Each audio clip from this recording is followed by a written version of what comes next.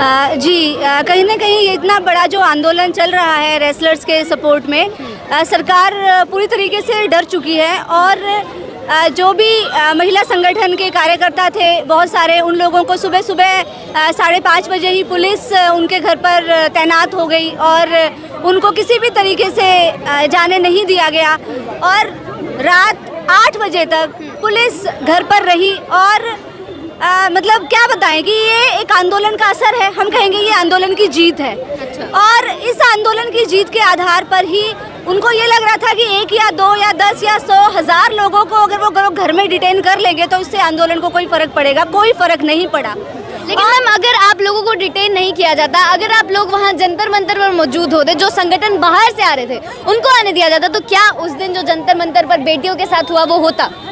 बिल्कुल भी नहीं होता। अगर बाहर से आने वाले लोगों को अगर रोका नहीं जाता और जो दिल्ली में जिन लोगों को डिटेन किया गया अलग अलग जगह पर या जिनके घरों पर भी डिटेन किया गया, उनको नहीं किया जाता तो दिल्ली का नज़ारा ऐतिहासिक होता। सरकार शायद ऐसा नज़ारा पहले कभी नहीं देखती और ना ही पूरा देश देखता।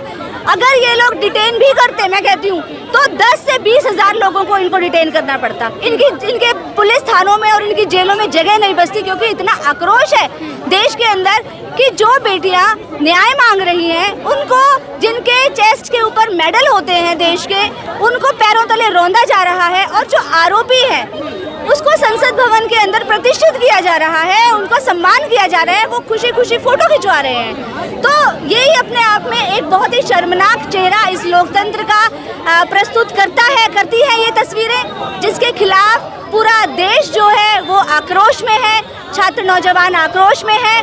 और उससे ऊपर आप देखिए, बेशर्मी देखिए सरकार की भी और दिल्ली पुलिस की भी, कि दिल्ली पुलिस ANI के ट्वीट के जवाब में अपना ट्वीट देती है लेकिन उसको डिलीट करती है। होना ये चाहिए था, अगर इतना गलत था ANI का ट्वीट तो भाई कार्रवाई क्यों नहीं करी? वो लड़कियां जो अपना न्याय मांग रही थी सड़कों पर, उनके ऊपर आप आधे घंटे के अंदर ऐसी धाराएं लगा देते हो। साफ साफ बोला गया ट्वीट में कि कोई सबूत नहीं मिले हैं उनके खिलाफ, सूत्रों के द्वारा ये पता चला है। जी, कोई सबूत नहीं मिले हैं, कोई अपराध जो उनका गिरफ्तारी का जो आधार है वो पूरा नहीं होता है, ये इतना साफ साफ लिखा हुआ है। लेकिन ANI के खिलाफ कोई भी कार्रवाई नहीं होती।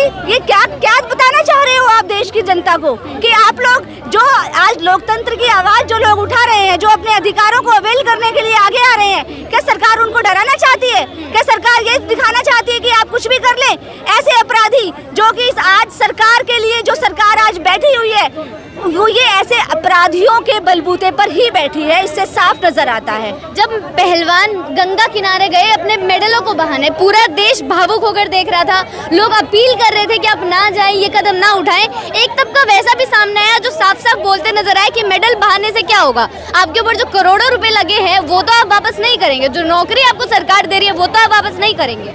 देखिए, मेडल बहाने से क्या होगा? ये लोग ना इतिहास पढ़ते हैं, ये लोग ना ही इवन इनको कोई जानकारी है। हमारे विश्व के इतिहास में ऐसे लोग भी हुए हैं, मोहम्मद अली जैसे, जो बहुत बड़े बॉक्सर थे। उन्होंने नस्ल भेद के खिलाफ अपनी आवाज़ बुलंद करने के लिए अपना वो मेडल नदी में बहा दिया था जो कि वो 48 घंटे तक पहन के रखा था। मेडल मिलने के बाद 48 घंटे वो उसको पहनकर सोए, उसी को पहनकर खाया, उसी को पहनकर जहाँ भी गए। इतना उस मेडल के साथ लगाव होने के बावजूद भी, लेकिन अन्याय का जब उन्होंने विरोध की आवाज़ उठाई तो उन्होंने सोचा कि सबसे बड़ा मेडल यही है, अन्याय के खिलाफ आवाज़ उठाना। और मेडल तो उनको मिल ही चुका है, लेकिन इंसान क्या करे? इतना प्रतिशोध उनके मन में आ गया है, इतना फ्रस्ट्रेशन आ गई है, तो क्या करे बताइए आप? सर, मैं पूछना चाहती हूँ सरकार से और जो लोग